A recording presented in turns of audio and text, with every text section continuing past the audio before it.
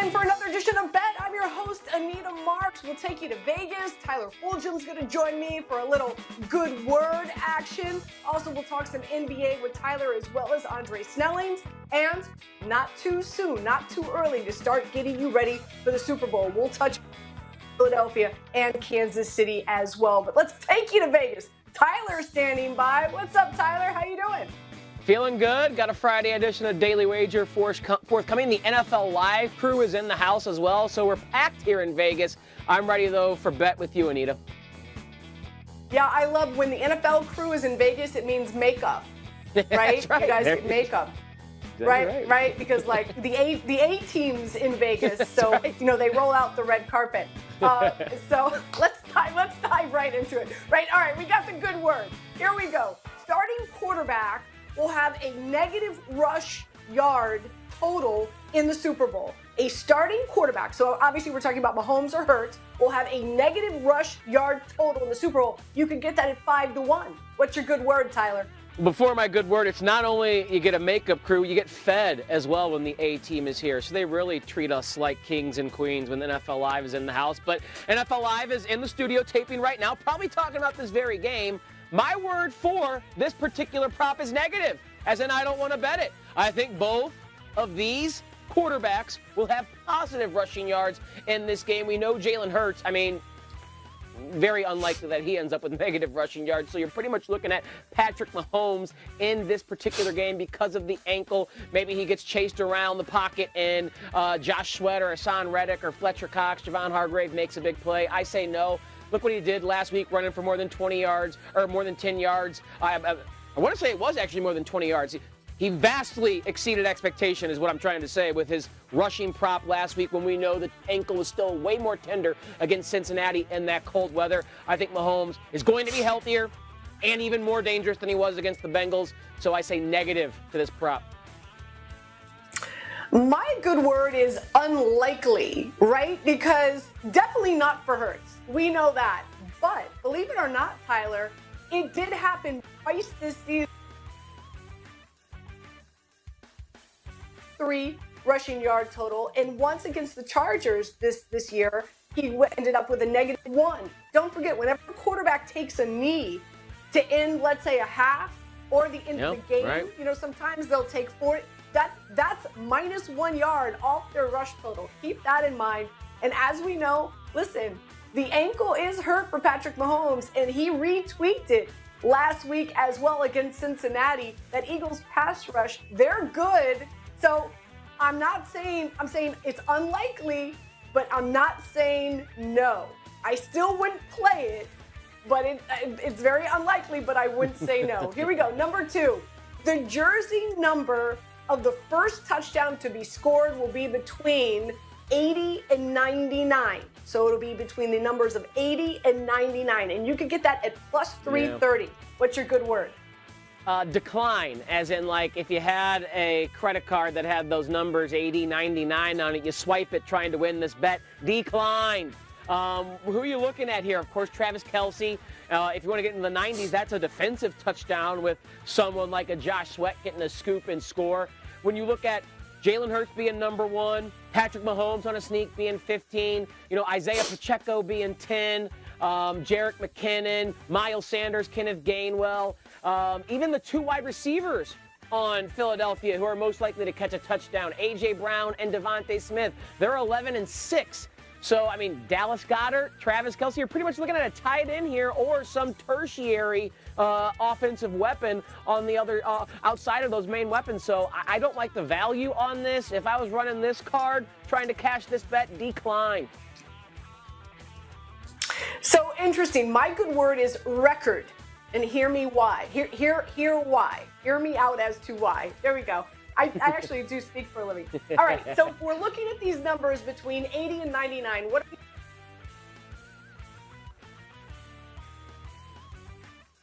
open score, right? So as we know, Travis Kelce wears the number 87. Also, don't forget Noah Gray wears the number 83. Justin Watson wears the number 84 for Kansas City, right? Goddard wears the number 88 for the Philadelphia Eagles. A.J. Brown's out of the mix. Miles Sanders is out of the mix. But Travis Kelce, get this, Tyler. This is interesting. All right. Travis Kelce and Patrick Mahomes combined are 2 touchdowns away from surpassing the combo of Tom Brady and Gronk for the most touchdowns scored in the postseason. Gets even better.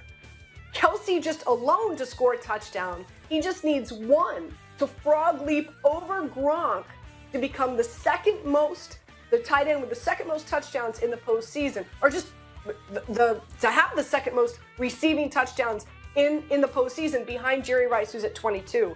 So there are records to be broken here.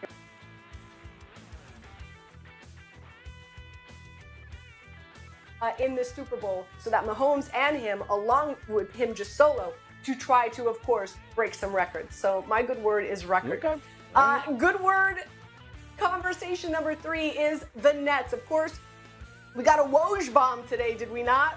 Kyrie requesting a trade out of Brooklyn. He wants to go somewhere. So now the Nets' odds to win the championship flew up to 12-1. What's your good word? Yeah, this is a soap opera that would make the writers of Days of Our Lives or Bold and the Beautiful. Oh, come on, this is too unbelievable. Here we are yet again with Kyrie making another trade request after he asked for an extension and was insulted by said extension, etc. At 12-1, curious is the word I'm going to use here, because before this Kyrie news came out, the Nets had the second shortest odds to win not only the Eastern Conference, but the entire NBA championship, behind only the Boston Celtics. The Boston Celtics had the best odds to win the East and the championship, obviously. So they were considered by Vegas to be the second most legitimate NBA title contender. Now you're getting 12-1 on a team that, even though Kyrie has made this request, isn't necessarily gun to their head forced to trade him. They don't have to do that. Now, they could, because Kyrie can walk as a free agent and they'll get nothing in return for Kyrie this offseason. But I'm curious of pressing the button on the Nets here at 12-1, because what happens if the Nets and Kyrie work it out and you have a 12-1 ticket instead of a 6-1 ticket on the Nets, and you get Kevin Durant back and Kyrie and Ben Simmons and them try it for one postseason. So I'm curious, maybe more curious on another team that is obviously going to be linked to Kyrie if he actually is moved, because there's a former teammate who would like some help in the Western Conference trying to add another chip to the mantle, and he's done it before with Kyrie, and the odds are much better there. But I'm curious on the Nets, because there's no guarantee he actually gets moved, Anita. My good word is predictable. Could we have not have possibly seen this happening? I think we might. I mean, listen, you mentioned it. The drama that happened before the season started, all of a sudden, things were hunky-dory for the Nets at the start of the season before KD got injured.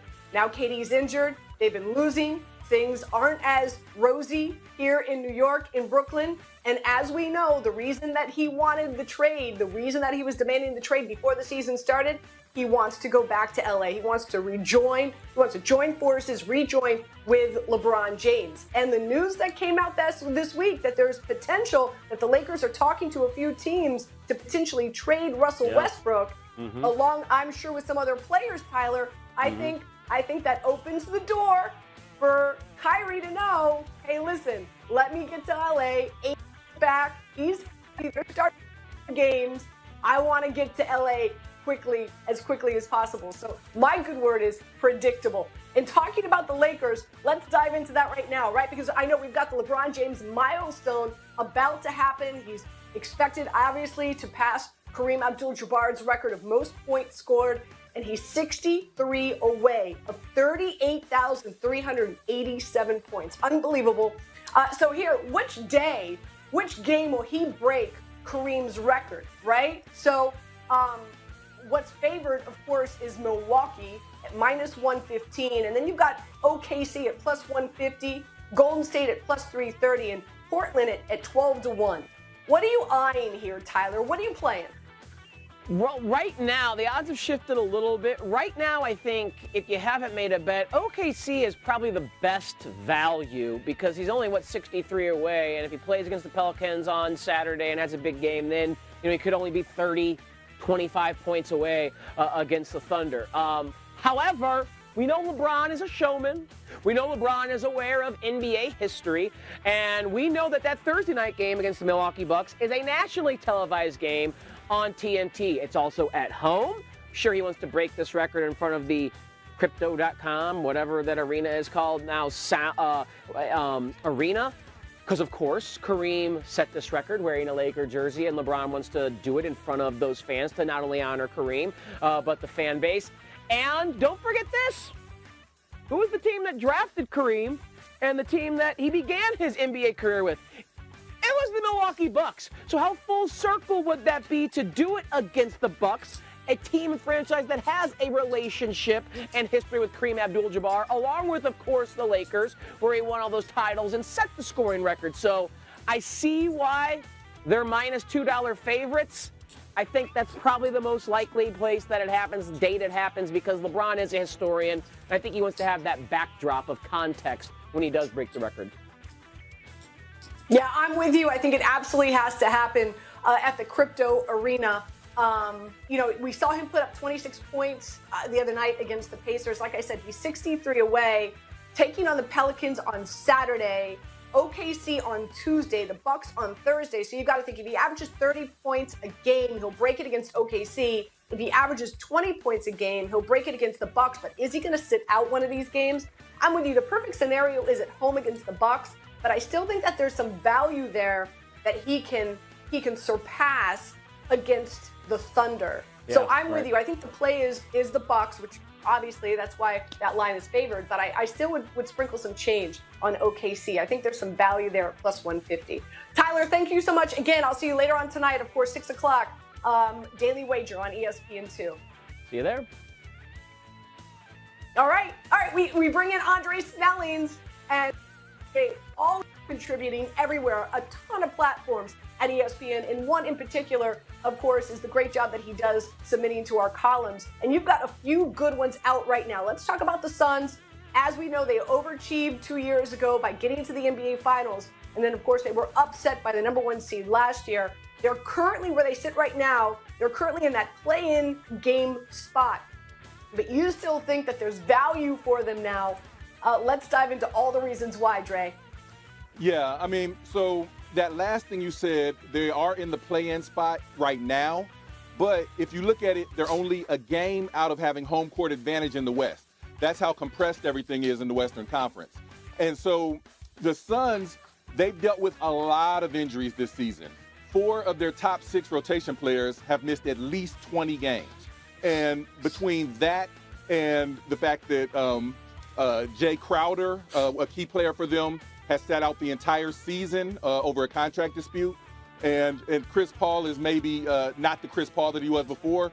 Those have all combined to have them where they currently are. But most of those situations will be rectified soon. 4 of their 6 guys are already back. Devin Booker, their best player, is still out, but he's expected back sometime this month, along with probably Cameron Payne as well. And with the trade deadline coming up, if they can get some value for Jay Crowder, that would be nothing but a boost, essentially. And then you factor in that if Paul has maybe lost a step, older players, the closer you get to money time, the playoffs towards the end of the season, that's where the value lies.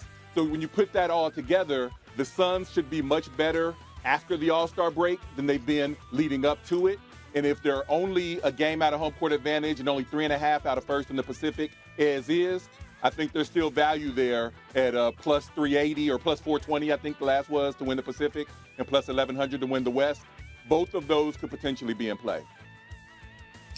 All right, let's take a look at the ladies' side. Some big news. I know folks here in New York are really excited about this. Breanne Stewart makes her move. She comes to play for the Liberty. So what if it's because she doesn't want to fly commercial flights? People here in New York are ecstatic about it. So what does this mean? The Liberty now fates the second favorite to win the championship behind the Aces, who are at plus 140. So with that being said, do you agree with this? Do you feel the Aces should be favored? Do you think the Liberty should be second? I agree that the Liberty should be in the mix. The Aces also have a squad. They're just coming off a championship, and they just added Candace Parker. But the Liberty have added 2 MVPs in their prime in the last 2 weeks, because Jonquel Jones and Breanne Stewart have both joined the squad. And then, oh, by the way, yesterday they added Courtney Vandersloot, who's like the floor general assist queen of her generation, to the mix. And they already had Sabrina Ionescu there. So you're looking at a team with 3 MVP caliber players and 2 strong in the middle, 2 great playmakers. If they can learn to play together, they are going to be a problem on the East. And it's looking like Aces Liberty finals is shaping up to be big things this summer. We'll see if the Liberty can get more fans than the Knicks. We'll see. All right, we've got a fun slate of games for Friday night in the NBA. Is there one in particular that stands out to you that you're running to the window for? Yeah, I'm looking at trends. So you should really check out our daily notes on ESPN.com's fantasy page every day, where our statisticians look at trends. And the Timberwolves are a team that if they're getting more than 4 points, if they're giving more than 4 points, they have a terrible record. And the Magic are the exact opposite. In their last 28 games, they're 20-8 against the spread. So I'm looking at the Magic plus 4.5 over the Timberwolves because the Timberwolves are a team that doesn't win big, and the Magic play everybody tough. Yeah, for me, I love the Kings tonight. I'll lay the points against the Pacers. Last time they faced them, they beat them by over 20 points. I know there's no Fox, but man, this Kings team, they've got a lot of depth. They're 4-1 straight up by at least 7 points. They've beaten their opponents, and they're 8-4 against the spread. Their last 12 games, they're averaging 13 threes a game. And I love Sabonis over his point total of 22.5 going up against his former team. And with no Fox, I think a lot is going to be riding on him tonight. So it might be my favorite play, the Kings over the Pacers, and I will lay the points. Dre, let's turn our attention to the gridiron, right? We have to. Super Bowl will be here before we know it. And we're going to get you in the know, up to speed on what's going on. First and foremost, Tim McManus. We've seen him on Bet quite frequently as of late. Why? Well, because the Eagles are kicking butt and taking names. Here's Tim McManus with an update. What are the Eagles? What have they done this week? And how they're preparing before, of course, to head to Glendale, Arizona for the Super Bowl. Let's listen in. Hey, Anita. Well, preparations for Super Bowl 57 in full swing here in South Philadelphia. The Eagles are going to be working here through Saturday before jumping on a charter plane on Sunday afternoon, expected to arrive in Phoenix around 3 p.m. Arizona time. Eagles coach Nick Sirianni wants to make sure he gets the bulk of the work done while they're still here in Philly. He knows what awaits them once they get into Phoenix. It's going to be bedlam, media frenzy, their time and attention being pulled on, and so he's going to get most of the installs done so the players can take a bit of a mental break once they get into Phoenix. And tight end Dallas Goedert was noting that it already feels like a long buildup to the Super Bowl, and said it's going to feel even longer once we're locked into our hotel rooms in Phoenix, but noted that's better than being locked in on your couch at home. And they have some veteran leaders that they can lean on here. Guys like Brandon Graham, Jason Kelsey, Fletcher Cox, Jake Elliott. They've all been to the Super Bowl before, so they're kind of setting the tone as they await the biggest game of the year. Thank you so much, Tim. Dre, let's take a look at this, right? Because what we know about the Eagles is they have blown out the Giants and they blew out the 49ers. So here's the history of the largest playoff points per game differential entering the Super Bowl. Raiders are up there, Giants are up there, Bills are up there, and look, there are the Eagles right above the 49ers. Lost one, lost, question mark, and won. Okay, so keep that in mind because it has not been tough sledding for this Eagles team heading into the Super Bowl matchup. With that being said, let's head to Kansas City. Adam Teicher with an update on the Chiefs. Patrick Mahomes said he did not aggravate his high ankle sprain in last week's AFC Championship game, and he should be good to go in Super Bowl 57 against the Philadelphia Eagles. The Chiefs leave on Sunday for Arizona and will keep a schedule very similar to the one they used 3 years ago when they beat the 49ers in Super Bowl 54 in Miami. Defensive end Frank Clark said the Chiefs coaches do a good job of mimicking their regular season schedule during Super Bowl week. Maybe that's a good thing that the Chiefs will be on that schedule because they used a different schedule when they returned to the Super Bowl the next season for Super Bowl 55 against the Bucs in Tampa. Then that was the COVID season, and the Chiefs left the day before the game as they normally would for a regular season game, and they lost that one 31-9.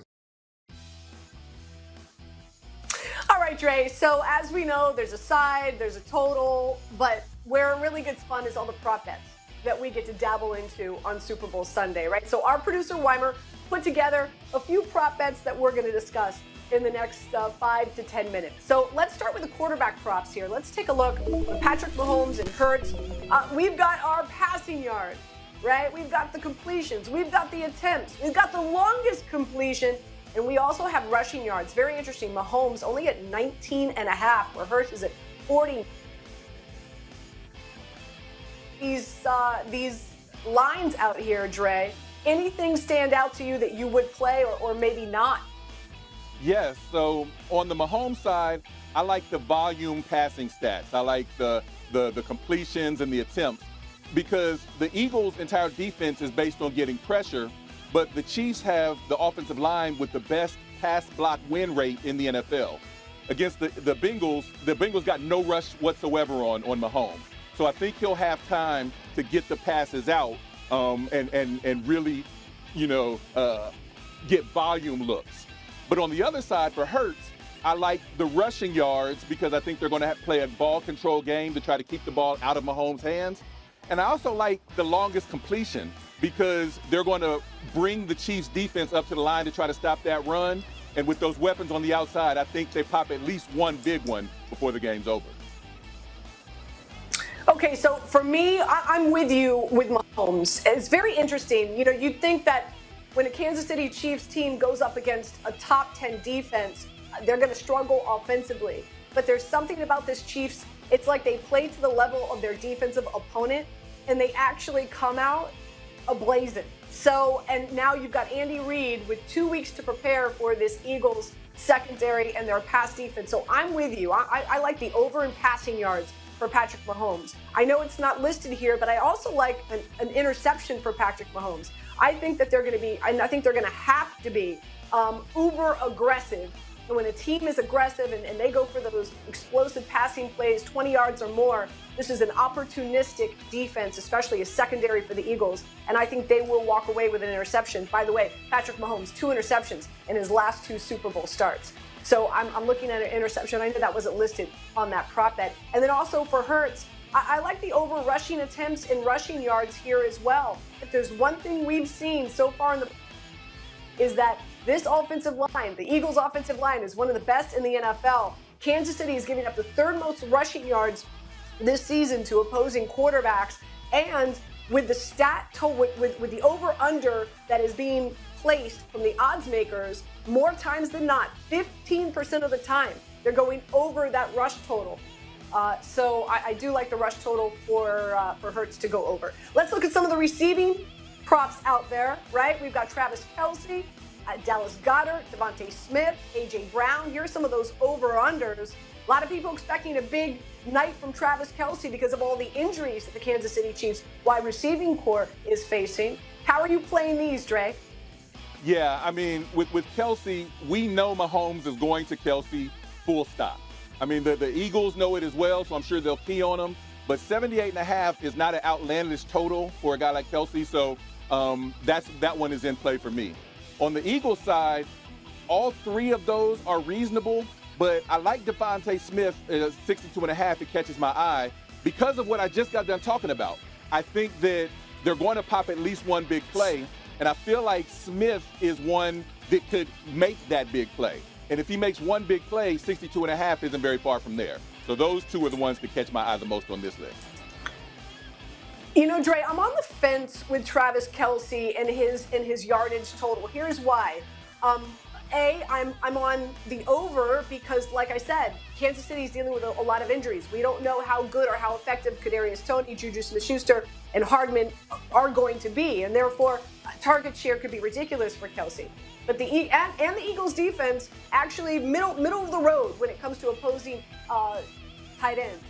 But they have not allowed a tight end to put up more than 70 receiving yards this season. And if you go and you look at the tight ends that they have faced, they're admirable tight ends, right? As my mom likes to say, they're not chopped liver. So I'm kind of on the fence there. Dallas Goedert over receiving yards. Kansas City, their linebackers, no bueno.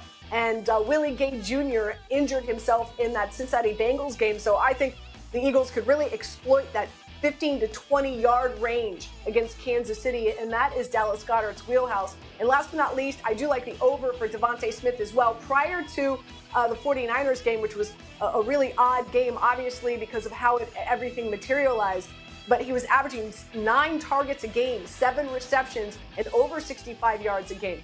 So I do like the over with Devontae Smith as well. Let's look at some anytime touchdown scores. If you have the over in this matchup, I'm sure you're going to play several of them. Travis Kelce is the big favorite here at minus 116. Hurts, Pacheco, MVS, Mahomes, Boston Scott. He's a Giants killer, but he also has scored some touchdowns as well in the postseason, not against the Giants. With that being said, who do you like here, Dre? Yeah, first of all, I think Jalen Hurts should have the shortest odds on the board. With all respect to Kelce, and I know that the Chiefs are going to go to him, Hurts is the goal line back. We know if you get any end goal from the 1 or 2 yard line, they're going to put the running backs behind him and push him into the end zone. So I'm looking at Hurts. On the Chiefs side, Valdez-Scantling showed me something in that AFC Championship. He's always had the size and the speed to be a number one, but in that game it looked like he found the will to be a number one. And with all the attention that Kelce gets, I like MVS to potentially get in the end zone. And I'll take a page from your book. It's not on the board, but Jerick McKinnon scored a touchdown in pretty much every game down the stretch, and he did it on swing passes. So with the way that with the Eagles in their pass rush, I could see Jerick McKinnon getting a chance to get into the end zone. So I have a few here. Even though I am leaning towards the under in this matchup, I do like Travis Kelce to score a touchdown because there are records to be broken here. I was talking about it earlier with Tyler on the show. So need 2 scoring touchdowns to surpass the duo combination of Tom Brady and Gronk, but he only needs 1 more touchdown pass to surpass Gronk and become the second most receiver tight end in the NFL with touchdown passes behind Jerry Rice at 22. So I do believe Kelce will be targeted in the end zone because I do believe they're going to try to, of course, break those records. I love Goddard for all the reasons. Kansas City ranked 31st against opposing tight ends. They've allowed 9 touchdowns to opposing tight ends this season. Hurts, 9 touchdowns on the season as well. Again, you could run against Kansas City. And we've seen in the postseason, even though he's dealing with a shoulder issue, he has run the football, especially when they get in the red zone. And last but not least, Patrick Mahomes. If there's one thing, this Eagles defense, they get after those quarterbacks, but what they do give up is rushing yards and rushing touchdowns to opposing quarterbacks as well. So I'm looking at those 4 cats to score some touchdowns. Dre, thank you so much for joining us today on Bet. Really do appreciate your time, my friend. All right, always a pleasure. Look for next time. You got it. You got it. And as always, we like to end the show with Before I Let You Go, and I'm going to give you a play tonight, and it's a little sneak peek because we've got Daily Wager coming up. This will be my best bet on Daily Wager, and it's Anthony Edwards over 30.5 points, assists, and rebounds. He put up 35 points alone against the Magic last time he faced them in November. 49 total par as well. This is a Magic team. Unfortunately, they lack the depth at wing, especially defensively, and teams really especially do extremely well, of course, with their perimeter shooting. No Anthony Towns, still missing from Minnesota. Therefore, Anthony Edwards has stepped up in a big way, and he's playing great, averaging 29 points a game, 6 rebounds, 5 assists a game. So just with those numbers alone, he will surpass. And he has surpassed the par points, assists, and rebounds of 38.5, 16 of his last 25 games. And I do believe there'll be a little bit extra patient considering there was an all-star snub for Anthony Edwards. So that would be, of course, my best bet tonight, and hopefully it'll help you win some money. I want to thank Tyler as well as Tim and Adam and Dre joining us here on Bet, getting you ready not only for the Super Bowl, but some NBA plays as well. Everybody have a fantastic weekend. Stay tuned. We'll be back next week getting you ready for the Super Bowl on Monday, Wednesday, and Friday as well. We'll see you then.